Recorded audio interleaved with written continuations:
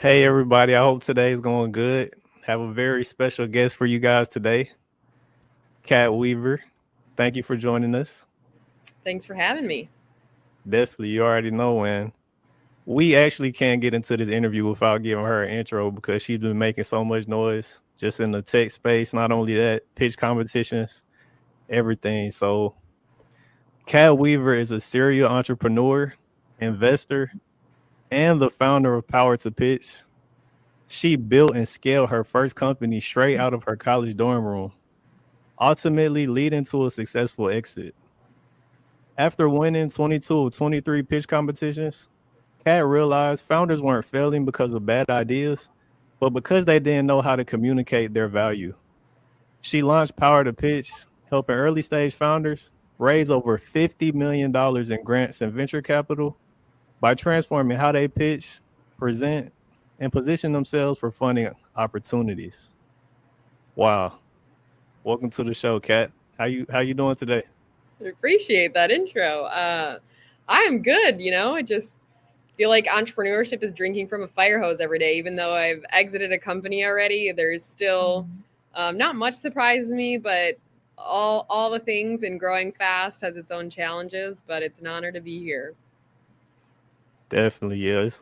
Grateful for you to join us. And yeah, entrepreneurship definitely has its hurdles. So it just shows that resilience. But I want to start things off just knowing what inspired you to start your first company, just straight out of your college dorm room. It kind of reminds me of, Apple. They say Steve Jobs was working like in the garage and things of that nature. How did you embrace that setting and what motivated you to start it? I'll say the first part of that is I'm glad I was so naive to the entrepreneur process. I started on accident. I want to go into medicine and then really created a product that I needed for myself. So after having my valuables stolen, I just wanted something to carry my ID in cash and didn't want to wear a fanny pack. And so utilized my mom's seamstress at our bridal store to craft something up. And then people were like, oh my gosh, I want your wrist wallet and I want to go to the gym and tailgate and use and do all these things. And so it kind of evolved a little bit naturally, and I realized that that was more enjoyable and exciting and more my speed in which I wanted to try and do things. So I am a two-time accidental founder. I had no idea, and that's why I say I'm glad I was naive because I didn't know the types of challenges and what it would really take to get a company off the ground. Half of my family were entrepreneurs, half were in medicine, so I picked wrong at first, but eventually figured it out. And I then had lost everything in that business to a fire. So what really kickstarted my second company on accident again was after not having a network, I won 22 of 23 pitches to help scale and grow that first company. And that became my superpower. It was not something that was easy at first, but I realized that more founders needed to learn how to pitch and communicate because they struggle to get that funding.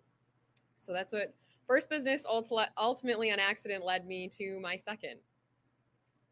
Wow, that's nice. That's very inspiring. And I like how you said you kind of stumbled into entrepreneurship, it kind of like accidental. So that kind of speaks on how you were really destined for it. Can you speak more on just what was necessarily that key moment that made you realize like, okay, I do want to pursue entrepreneurship or this is something I can do? You know, I think there was a lot of moments. And it never really came from myself. I think I had a lot of external validation from customers and going through classes to wanting to get into medicine gave me that contrast of like, oh, this isn't for me. But because of the customer feedback, because I started getting some wins, that's what really made me feel like there's something here and this is what I'm meant to do per se. And I think founders succeed over four qualities. It's grit, passion, coachability, and transparency. And the grit part is like, I don't mind putting in hard work. I played tennis in college. I know what it takes to sacrifice to do things. So it didn't feel too unusual and translating that into the business world. Okay, you played tennis, so you have a sports background too. Okay, Yeah, that's nice. I played soccer growing up a ton and then ended up going to college for to play tennis, and that's where I started the business. So I was doing class, I was starting the business, like I was the ultimate time coordinator, multitasker kind of person because I had to be so efficient with what I was doing, and I used some nights I was sleeping 4 hours. I wouldn't recommend that, but did what it took to get to that next level. Yeah, no, definitely. And that's a great thing because even me, I played football, so I know that sports background definitely helped you in business. Just I know tennis isn't necessarily a team sport. Well, it can be in some. Yeah, it can be. Yeah, it Definitely can can be.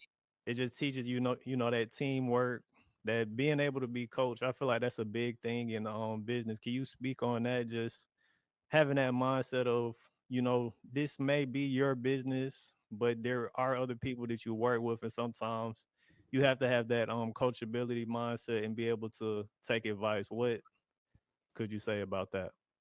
Yeah, I mean, a lot of entrepreneurs, I would say, that get opinions from people who haven't achieved what they want. And so there's a coachability factor, but there's also a factor of making sure you take advice from the right people and being an entrepreneur because there's so much noise. Entrepreneur ADD is real. There's always new ideas and things that we could and should be going for. But I invested a ton into business coaches and other programs and groups that had the right support in areas of where I wanted to go. And that was the best thing I could have done for myself without even really realizing it at the time because it's almost like you get to take a shortcut because they've learned those lessons or they're going to give you that path to do so. And the coachability piece is like, if you're not going to be willing to hear hard feedback or take no's, you've really got it coming for you because there is more no's than yeses ahead. But all it takes is a few great no's to put you into that next category and that next dimension and tier as a founder. So I'm a huge proponent of like finding the people who have done what you have to hire them, pay them, build a relationship with them because it's going to move you so much faster. Yes, that's definitely true. Taking that advice from certain people who haven't necessarily achieved it, that's almost like asking for directions to a place that somebody, their GPS not even working. So I feel Exactly. like, yeah, I love that response. That was a great answer. And, just as I was reading your bio, you won 22 out of 23 pitch competitions. So I'm just wondering, what do you think necessarily sets your pitches apart? I can tell you based on the feedback that I got from judges and people that I was how clear I was on my ask and what I needed and what I was going to do with the funding. So whether it's a grant or advisor opportunity, even if I was pitching in a potential advisor, I was so clear on what I wanted from them and our expectations. And then for a funding opportunity, let's say it was, I had won a $25,000 grant, a 10,000, I'd won six figures in free funding. And every single time I broke down exactly what I was going to do, nothing was vague, and attached an ROI of what it would do. Like if I invested this amount of marketing, what is that going to bring me sales wise? And not necessarily for the organization because you don't pay a grant back, but that was one of the biggest factors is so many people thought about themselves and didn't think about the grantor or the organization in that sense. So it was a huge differentiator. I was usually one of the only few people who did that ask portion really well, and it showed that made a difference. And talking clearly about what I do is important, but that first tier is really having a clear ask. Yeah, definitely. That ask because they would definitely want to know, as you mentioned, they want to know where their funds will go and just how they will be utilized in the grand scheme of things. And so, as far as pitching, what's like the number one mistake you see some other founders make, or something you think they should like practice more on? For grants or investment, I would say grants. the number one mistake I see, and I have helped founders secure millions worth, and the constant theme is that they are so vague in their language. Like, this opportunity would be great for us, or we really need the funding. Everyone loves our product.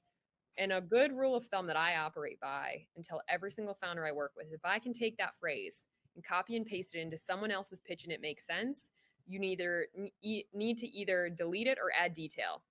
So there's two D's of delete or add detail, because if you have that vague phrase, you got to imagine, thousands of other people applying for the same opportunity and they're all saying that, they're all vague. It might feel like professional and high level, but technically it doesn't mean anything. I haven't learned anything about your business. And so that's one of the most important aspects, is getting so clear and specific and not using some of the cliche buzz phrases and buzzwords. Yeah, definitely. That's a great point. And hold on, I'm actually about to let me upload this picture real quick.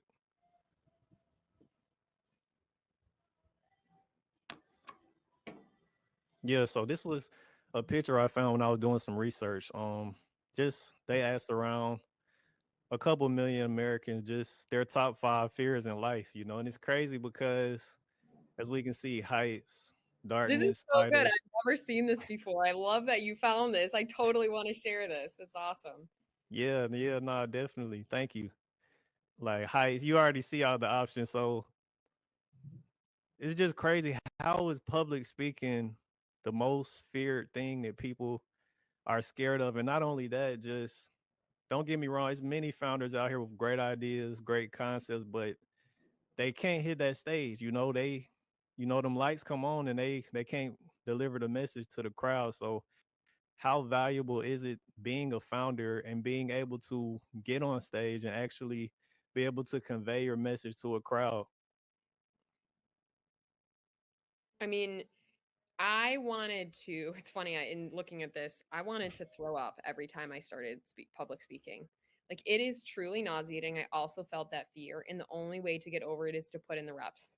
You're not going to get better at it by just reading about it, just by hearing about it. It truly comes from the reps. And I love to share that, like, the confidence follows action, it doesn't come before it.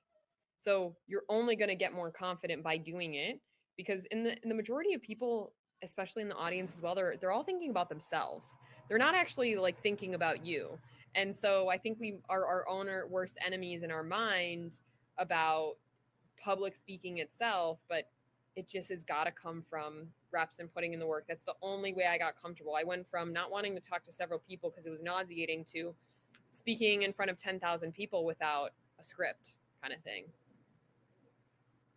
Yeah, I feel like that's a great point. I remember my first time pitching was like at some executives from Coca-Cola at somebody's house. I was like in the basement and I could barely get my words out. I was very much younger at that time and it was my first time doing it. But as you mentioned, same with me. Like now we've won certain pitch competitions and it's like a breeze getting on stage. So yeah, I feel like we should just talk a little bit more about that repetition factor because the generation we live in is kind of like, we live in that Uber Eats, that microwave, that one click of a button, and it's here at my doorstep. So just when it comes to pitching entrepreneurship, how important is it to get those reps in so you can actually make sure that your pitch is sticking with investors?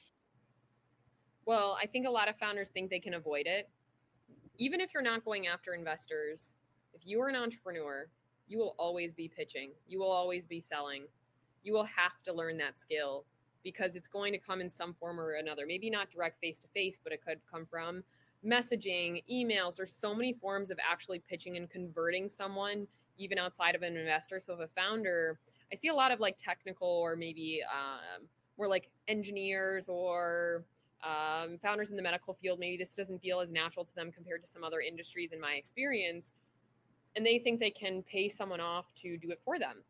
And that's always going to be a part of the business, is having to acquire and build up those skills. So it's not something to avoid. It's one of like the top 3 essential things that you can and should do for your company, especially as you work on becoming the best version of yourself as a founder and growing the company. Definitely, definitely. That's a great answer right there. And since we are talking about the pitch, do you feel like storytelling or the data is more important, or do you think it should be a unique balance of both? I think it takes a balance of both, but storytelling has a higher weight Yeah, because there's founders who raise without a pitch deck. I've helped founders raise just by their merit and the way, like, because your energy is contagious.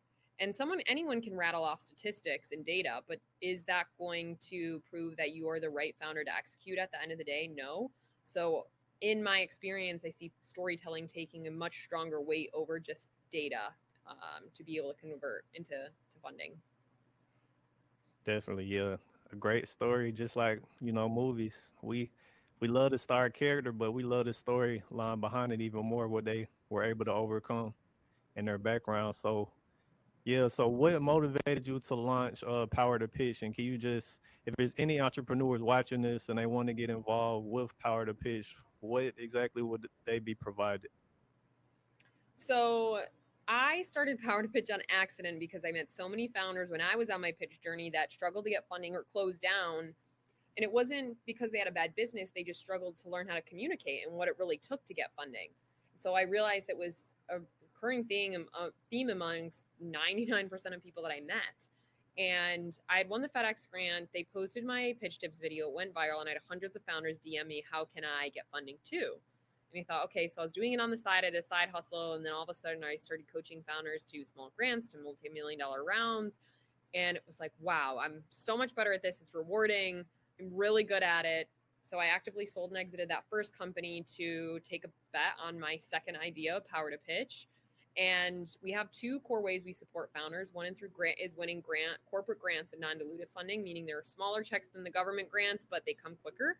And the second part of that is getting investor ready, working on and creating winning pitch materials and making intros to investors. But I've got a free outline of what an investor pitch should look like. So if you drop my Instagram or go find me on Instagram at I am Kat Weaver, KatWeaver.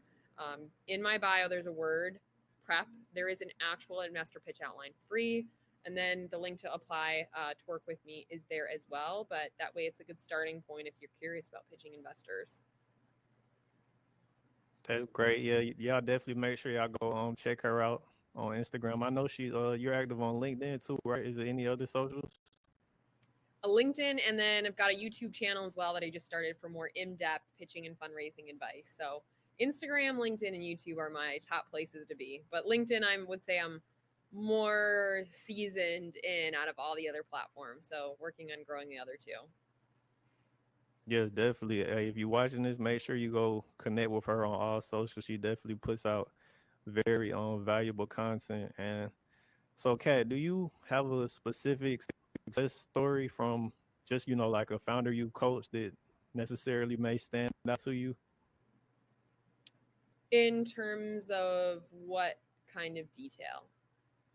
Just in terms of Power to Pitch, like you don't have to say any names or anything, but just like let's say it was a founder, they didn't necessarily have all the tools or all the direction they needed, and then you were able to help them raise their round. Do you have just a example of what that could look like?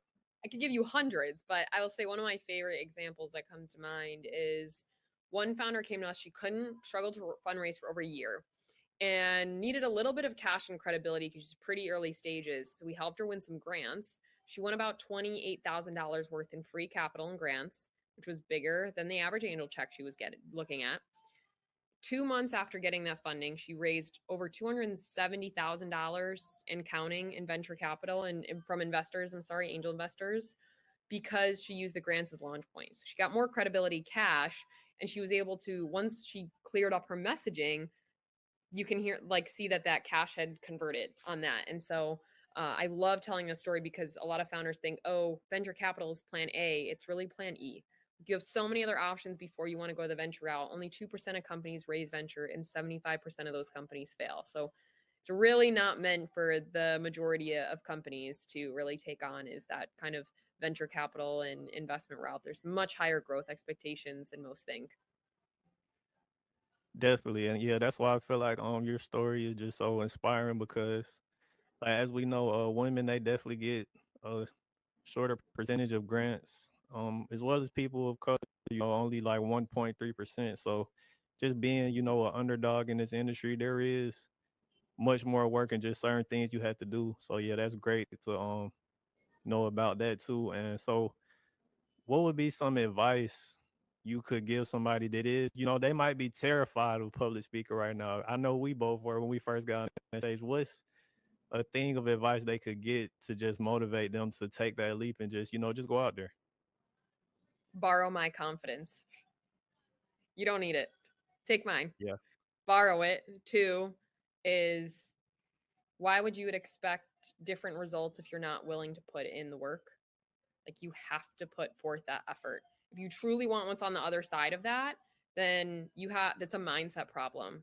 Like you're not allowing yourself to experience that because you've made up all these other things of why it's going to be bad or failure, and the majority of what you're telling yourself isn't actually true.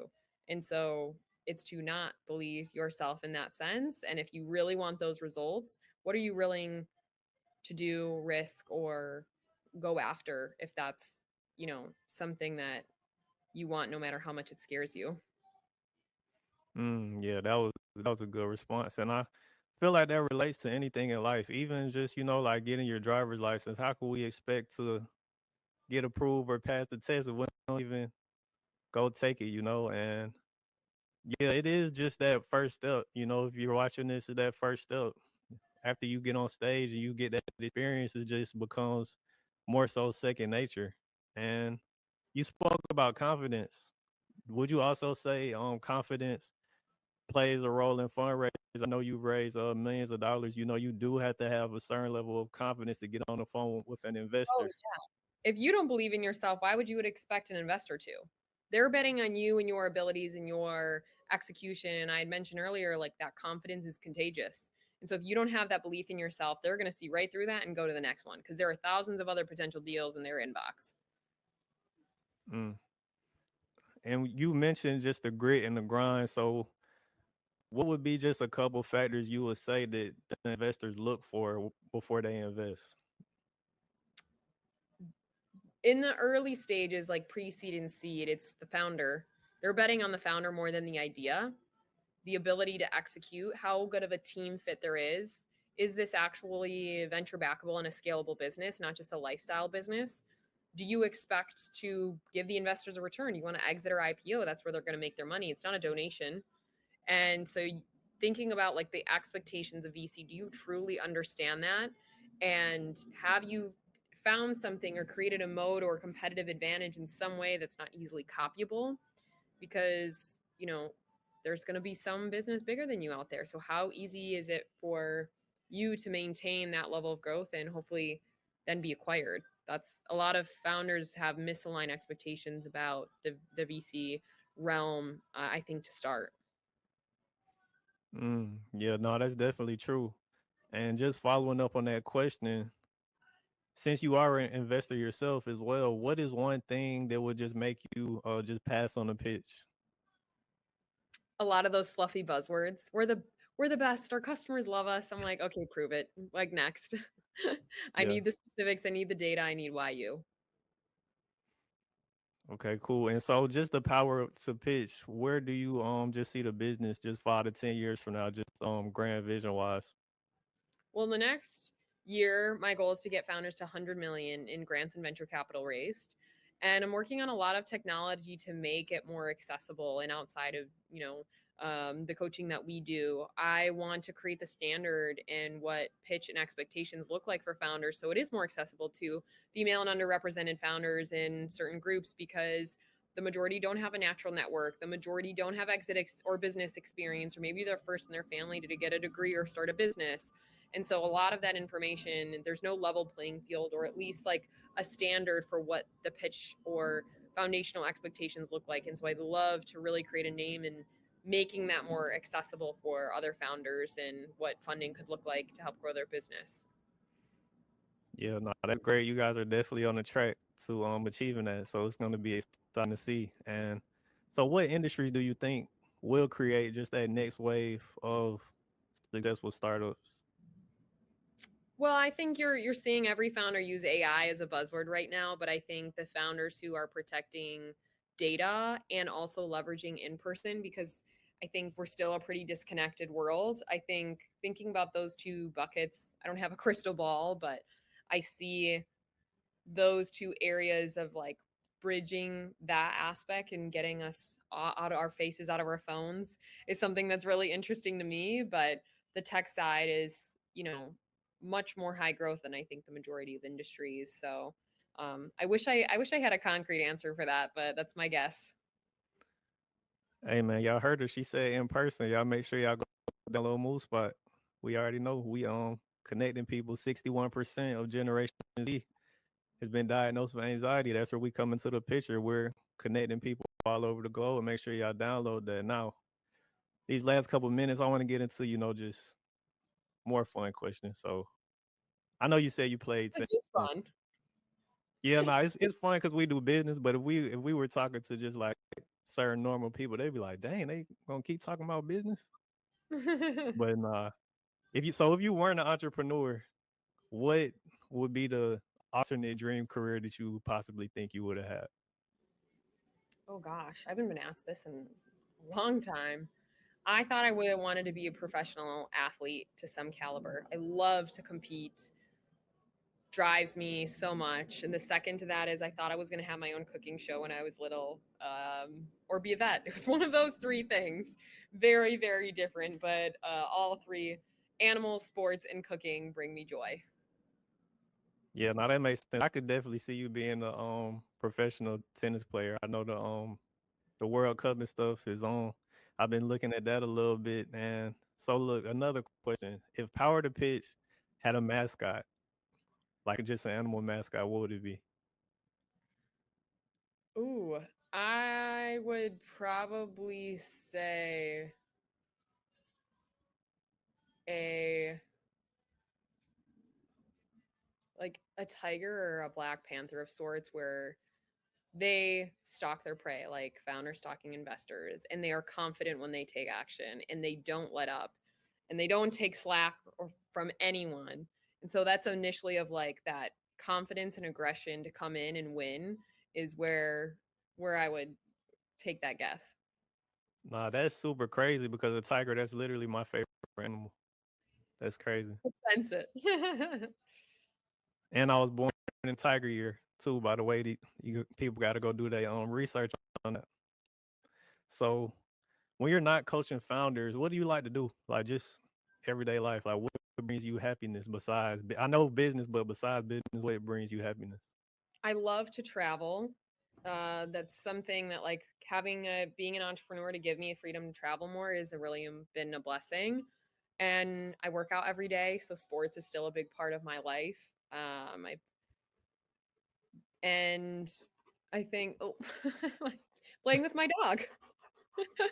Oh, Clearly, yeah, he's that's quite so large. cute. So yeah, he's my large fur baby. Yeah, he's so cute. What breed is he? He's a sheepdog and a poodle. Oh, that's nice. Nice. Yeah, Okay. nice. Yeah, not. Okay. Yeah, he want to be in the interview. He said it's his time. He's like, hello. Yeah, so when he comes on runs with me and stuff, like huge dog person. Yeah, no, that's nice. I love dogs too. Wow, yeah. I feel like this was definitely great connecting and just had two more questions. So TV shows. What type of TV shows or movies do you like? I mean, I used to be obsessed with Shark Tank. Um, like the movie Joy was one of my favorite because it's like entrepreneur founder centric. I love those like underdog stories. So that's probably my favorite. That's nice. Yeah, I love Shark Tank too. It's, um it definitely helps you with your pitching and It's not as mhm, realistic in average investors, but it definitely does teach you a little bit here and there. definitely. Definitely. And I know you won 22 out of 23 pitch competitions. You big champion. But did you celebrate each one or did you just keep stacking the trophies up in the closet? You know, interesting question. I'm very bad at pausing to celebrate. I definitely was like, what's next? Because I got that money more for survival of the company, not like, oh, I'm just doing it for this badge of a win and honor. And even with my team, sometimes reminds me, they're like, Kat, wait, just look at what we just accomplished. Take a second. And I'm like, oh, you're right. So I naturally am like, next, compete, next thing. I like, I'm working on getting better at recognizing that. But it's a really great question because I didn't, even when I sold my first company, that same day I was already working on my next company. I didn't stop to celebrate selling the company. Wow. See that kind of reminds me of Kobe Bryant. They said Kobe, RIP Kobe, they said he won a championship and the next day he was back in the gym. you know. So Yeah. just having that Mamba mentality, I feel like that's definitely very inspiring, and many entrepreneurs can learn from watching this interview. So yeah, I just want to thank you for taking the time of getting on the channel. It was definitely a great time talking to you, getting to see you, oh yeah, and your dog too. Getting to see you guys and being able to, just get the information out there. Well, thank you for having the both of us. You had some really great questions, so I hope this helps some aspiring founders. So find me on LinkedIn, Instagram, YouTube at Cat Weaver. Plenty more gems there. Yeah, definitely. Make sure you guys connect with her LinkedIn, YouTube, Instagram. What's the name again? At I am Cat Weaver. I am Cat Weaver. Y'all make sure y'all check her out, man. It's a lot of big things on the way. Power to pitch, making big boss moves, nothing but elevation on the way. And yeah, Cat, it was definitely great on speaking with you. Looking forward to staying in touch and just seeing you grow. Likewise. Thanks so much again.